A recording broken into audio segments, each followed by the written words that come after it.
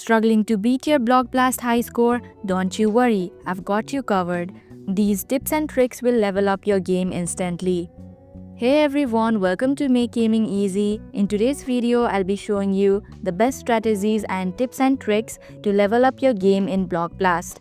So without any further ado, let's get started. Always start placing your blocks from the corners of the grid. This keeps the middle space open for more flexible moves and larger blocks.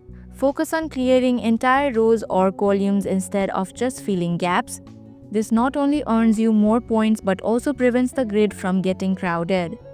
Before placing any block, plan your next move. Visualize how your placement will affect the remaining space. This is the key to staying in control of the game. Always leave enough room for larger blocks like the 3x3 or L-shaped ones. If you're stuck with no space, your game will end quickly. Next, try to clear multiple rows or columns at once. Combos give you bonus points and help you keep the grid clean. If you're struggling to spot moves, rotate your device or take a short break. Take your time with each move. Rushing can lead to mistakes and Block Blast rewards careful planning over speed. And there you have it, the ultimate tips and tricks to master Block Blast.